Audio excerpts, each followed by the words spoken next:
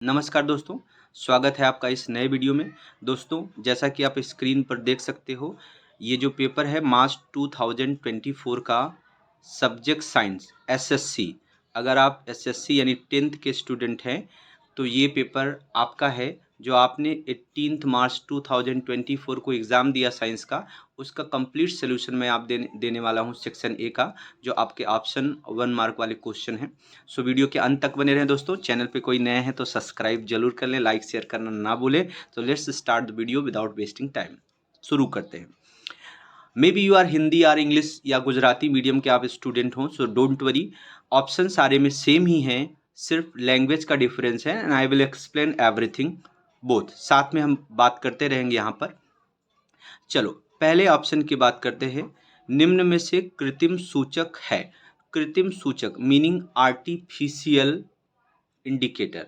तो यहाँ पर फिनाल्थैलिन राइट आंसर है।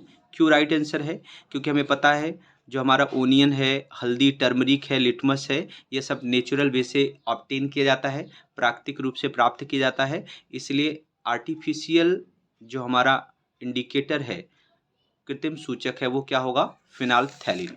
Let's come to the second question. अब सेकेंड क्वेश्चन आप जैसा कि देख पा रहे हो, लिखा है निम्न में से ब्यूटेनोन का अणुसूत्र बताइए। ब्यूटेनोन। अब पहले वर्ड पे आप जाना, ब्यूट वर्ड आया तो हमें पता होना चाहिए कि कार्बन नंबर 4, मिनिमम कार्बन का जो नंबर है ब्यूटेनोन में, या ब्यूटेन कहें, ब्यूटेन अल्केन है और अल्केन से ही बना हुआ ये ब्यूटेन कंपाउंड है। तो ब्यूटेन वर्ड ही बताता है कि नंबर ऑफ कार्बन कितने होने चाहिए? 4। अब देखिए C3H7OH है, C3 है तो ये नहीं होने वाला है। CH3 एक ही 2 कार्बन है, इसमें ये भी नहीं होगा। एक ऑप्शन है जिसमें 4 कार्बन है, और ऑप्शन नंबर डी में C2H5OH, इथेनॉल है, OH है, अल्कोहल है। हालांकि सब में इसमें भी OH ऐड है, इसमें भी H है, इसमें भी OH ऐड है, और यहाँ पे COOH हो गया तो कार्बोक्सिलिक एसिड हो जाएगा। लेकिन यहाँ पर देखो आप C4H9OH, कार्बन का नंबर कितना है? 4। ब्यूटेन वर्ड के लिए कार्बन मिनिमम कितना होना चाहिए? 4। इसलिए राइट आंसर आपका इसमें क्या होगा? सी होगा। राइट फ्रेंड्स, चलो आगे बढ़ते हैं। मनुष्य में वृक्क एक तंत्र का भाग है जो संबंधित है। यानी हमें बताना है कि ह्यूमन में जो किडनी, हमारा जो स्क्रीटरी सिस्टम, यानी जो हमारी किडनी है, वो कौन से सिस्टम का भाग है, कौन से तंत्र का भाग है, जिससे रिलेटेड हमें बताना है। हमारा किडनी न्यूट्रिशन, पोषण से रिलेटेड है नहीं, श्वसन से कुछ लेना देना नहीं, परिवहन से कुछ लेना देना नहीं। किससे रिलेटेड है? स्क्रीटरी सिस्टम या उत्सर्जन तंत्र से लेना देना है। यानी मनुष्य में वृक्क एक तंत्र का भाग है। किसका भाग है? उत्सर्जन तंत्र का भाग है। तो दोस्तों क्वेश्चन नंबर 4 पे आ जाते हैं। क्वेश्चन नंबर जो 4 है, इसमें है कि विद्युत लैंपों के तंतुओं के निर्माण में प्रायः एकमात्र टंगस्टन धातु का उपयोग किया जाता है। जब विद्युत लैंप में, लैंप के तंतुओं का निर्माण में प्रायः एकमात्र टंगस्टन धातु का उपयोग किया जाता है। क्योंकि, यानी साइंटिफिक रीजन देना है कि why in electric bulb only tungsten filament is used. यानी टंगस्टन फिलामेंट का ही यूज़ क्यों होता है, क्या क्वालिटीज़ होती हैं? तो ऑप्शन दिया है। पहला है कि टंगस्टन की प्रतिरोधकता और गलनांक निम्न है। रेजिस्टिविटी हाई है, ये तो ओके है, लेकिन गलनांक जो मेल्टिंग पॉइंट निम्न है, इसलिए रॉन्ग है। तो ऑप्शन नंबर ए नहीं सही है। टंगस्टन की प्रतिरोधकता और गलनांक दोनों उच्च हैं। यही राइट आंसर है कि टंगस्टन की जो रेजिस्टिविटी है और जो मेल्टिंग पॉइंट है, दोनों हाई हैं। इसीलिए टंगस्टन को इलेक्ट्रिक बल्ब के फिलामेंट में यूज़ किया जाता है। बाकी कोई भी आंसर सही नहीं है। नाउ अब आ जाते हैं यहाँ पर, ये डायग्राम है, रे डायग्राम दिया हुआ है। नीचे दिए गए आकृति में बिंब, बिंब मतलब ऑब्जेक्ट, वस्तु को F1 और 2F1 के बीच रखने पर प्रतिबिंब की स्थिति, यानी इमेज की पोजीशन बताना है कि यदि ऑब्जेक्ट को 2F1 और F1 के मिडिल में रखोगे, यहाँ सेंटर में रखोगे, तो उसका इमेज कहाँ बनेगा? तो क्लियरली इमेज कहाँ होगा? 2F से बाद में बनेगा। तो ऑप्शन इसका सही क्या है? ऑप्शन नंबर ए सही है, 2F2 से परे, meaning beyond the 2F2। Okay, let's come to the question number 6 पे आ जाते हैं। सामान्य दृष्टि के वयस्क के लिए सुस्पष्ट दर्शन की अल्पतम दूरी होती है लगभग। ये हम सबको पता है कि सामान्य दृष्टि की वयस्क व्यक्ति के लिए, एडल्ट के लिए जो सबसे निकट की वस्तु को हम देख सकते हैं वो 25 सेंटीमीटर होती है। तो यहाँ 25 तो बहुत सारा दिया है। यहाँ मीटर दिया है 2.5 सेंटीमीटर है, 25 सेंटीमीटर है, 2.5 मीटर है। तो ये आंसर 25 मीटर और 25 सेंटीमीटर कॉमन है, 2.5 सेंटीमीटर 2.5 मीटर कॉमन है। बट राइट आंसर बच्चों हमें पता है ऑप्शन नंबर सी होगा, क्योंकि हमें पता है कि न्यूनतम जो दूरी जो देखने की होती है, किसी वस्तु को हम करीब से 25 सेंटीमीटर की दूरी पर रखें तो बहुत प्रॉपरली अच्छे से देख सकते हैं, अदरवाइज वो हमें स्पष्ट रूप से दिखाई नहीं देगी।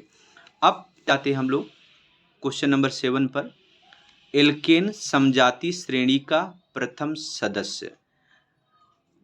सदस्य एल्केन है। अभी आपने पढ़ा कि एल्केन हाइड्रोकार्बन है, कार्बन और हाइड्रोजन से जो यौगिक कंपाउंड जो बनता है वो क्या होता है, एल्केन होता है। तो एल्केन में मिनिमम एक कार्बन होगा तभी तो पहला सदस्य बनेगा। तो वो एक कार्बन वाला CH4 की बात करें, वो CH4 वाला कंपाउंड क्या होगा, मीथेन। मानव जाति में युग्मक में गुणसूत्रों की संख्या होती है, यानी ह्यूमन में जो क्रोमोसोम होते हैं उनका नंबर क्या होता है। अगर बच्चों पेयर में जोड़े की बात होती तो ये आंसर 23 राइट था, लेकिन यहाँ जोड़े की बात नहीं है, यहाँ पे नंबर की बात है। तो सही यहाँ पे क्या होगा, 46। कितने युग्मकों की बात होती है, 46। गुणसूत्रों की संख्या कितनी होती है, 46 होती है। अगर जोड़े की बात होती तो 23 राइट आंसर था। अगला सवाल है, डैश की भित्ति मोटी तथा लचीली होती है। अब किसकी होती है, नलिकाएं हैं, सिरा है, धमनी है। तो राइट आंसर क्या है, धमनी। धमनी की भित्ति या जो आर्टरी होती है उसकी वॉल क्या होती है, थिक होती है और फ्लैक्सिबल होती है। ये आंसर है इसका। क्वेश्चन नंबर 10 की पत्तियों के कोर में कायिक प्रवर्धन पाया जाता है, vegetative propagation. Now let's understand, bryophyllum है, गुलाब है, अंगूर है। अगर कायिक प्रवर्धन वेजिटेटिव प्रोपोगेशन की बात करें तो गुलाब में भी होता है, अंगूर में भी होता है। बट यहाँ पर की पॉइंट क्या है कि कोर में, साइड्स में कहाँ पाया जाता है, तो ब्रायोफिलम पर्णफूटी या ब्रायोफिलम की पत्तियों के कोर में, वहाँ पे बर्ड्स निकल आती हैं, कलियाँ निकल आती हैं, और इस तरह से राइट आंसर आपका क्या होगा, ब्रायोफिलम होगा।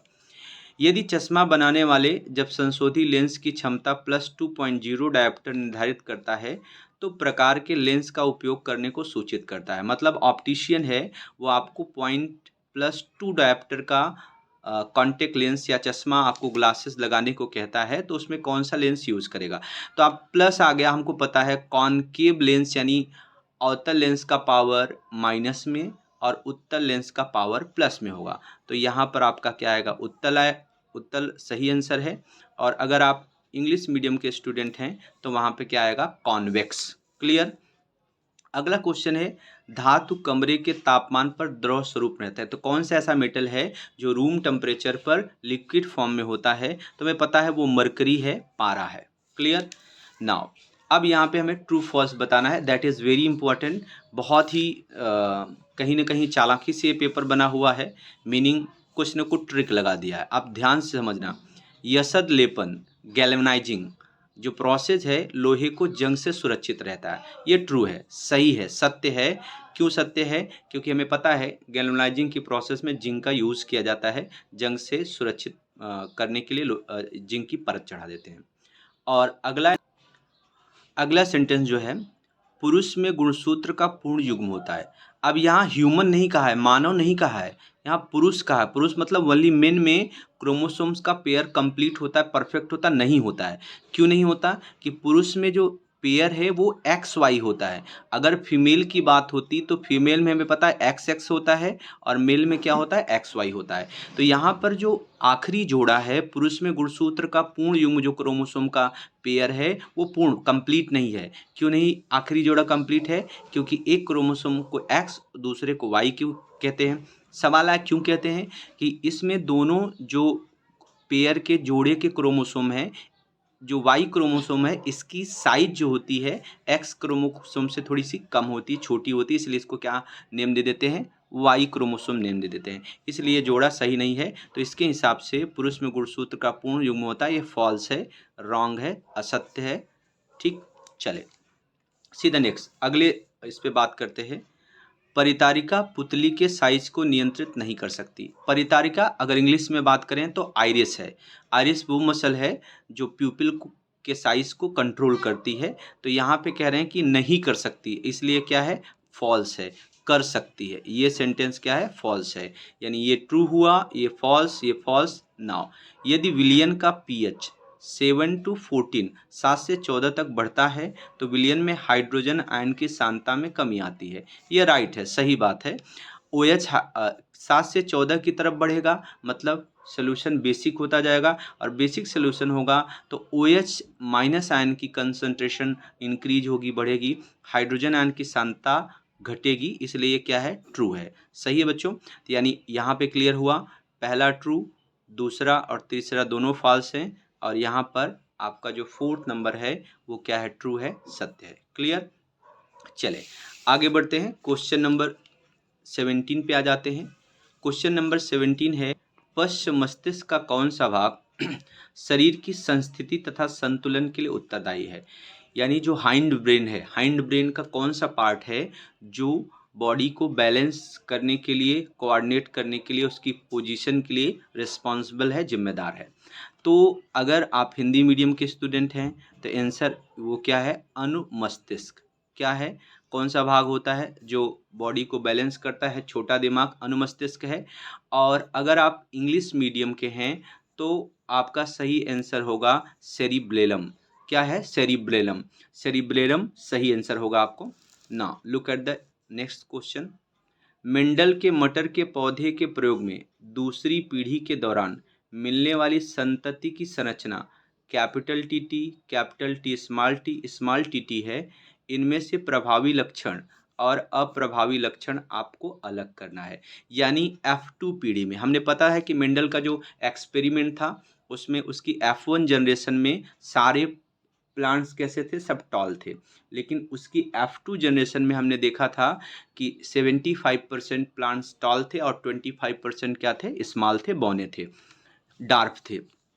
इसमें आपको प्रभावी और अप्रभावी करेक्टर्स, वो लक्षण हमें क्या करना है, पहचानना है। तो आपको बस एक साइड आपको डोमिनेंट प्रभावी और दूसरे साइड रिसेसिव अप्रभावी लक्षण लिख करके आपको बता देना है।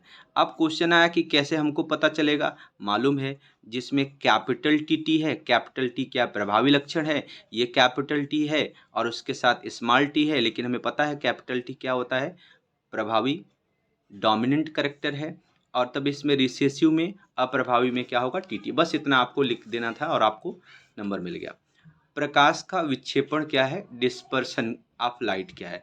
तो सिंपल सा आंसर है, प्रकाश का उसके 7 रंगों में विभाजित होने की घटना को ही हम लोग क्या कहते हैं, डिस्पर्शन ऑफ लाइट, प्रकाश का विक्षेपण।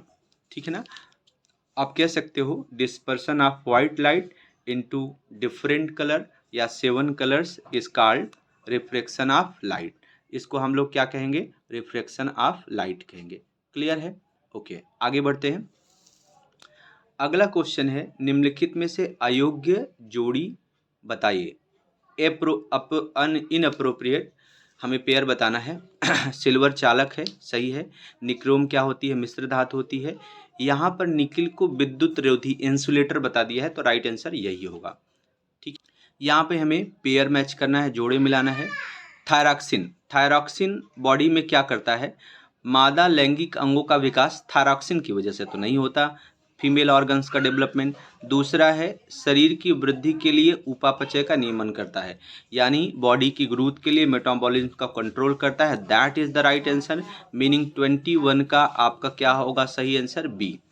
टेस्टोस्टेरोन, अब टेस्टोस्टेरोन पुरुष के लैंगिक अंगों का विकास करता है। टेस्टोस्टेरोन मेल हार्मोन है, इसलिए पुरुष के जो 6 ऑर्गन्स हैं उनकी ग्रोथ के लिए ज़रूरी है। तो 22 का हमारा कौन सा सही है, सी। अब अगला है, यहाँ पे ट्रॉफिक लेबल है और उसमें जो कंज्यूमर है वो कौन है, पोषक स्तर है और उसमें समाविष्ट उपभोक्ता। द्वितीय पोषक स्तर कौन बताता है। बच्चों मैं बता दूं कि जो प्राथमिक पोषक स्तर बनाता है वो सभी प्लांट्स हैं, हरे प्लांट्स हैं, हरी वनस्पतियां हैं। हरी वनस्पतियां प्राथमिक पोषक स्तर बनाती हैं और उन हरी वनस्पतियों को जो खाने वाले शाकाहारी प्राणी होते हैं वो द्वितीय पोषक स्तर बना, यानी द्वितीय पोषक स्तर बनाते हैं। तो प्राथमिक उपभोक्ता कौन है? हरे घास खाने वाले जो प्राणी हैं, हर्बीवोरस हैं, वो हमारे प्राइमरी कंज्यूमर हैं। तो द्वितीय पोषक स्तर वही बनाएंगे क्योंकि उनको खाकर ही तीसरे पोषी वाले लाभ लेंगे। अब सवाल है तीसरा पोषी स्तर कौन होगा? द्वितीय उपभोक्ता कौन सा बनाएगा? तीसरा पोषक स्तर बनाएगा। इस तरह से हमारे 24 मार्क के 1 मार्क वाले सारे खत्म हो गए सवाल। अब इसके बाद सेक्शन बी आता है। आप में से कितना जन चाहते हो कि मैं डिटेल में सेक्शन बी और सेक्शन सी और डी का सोल्यूशन कराऊं? कमेंट बॉक्स में ज़रूर लिखिएगा, और कोई आपका सजेशन होगा तो टेल मी, मुझे बताइएगा।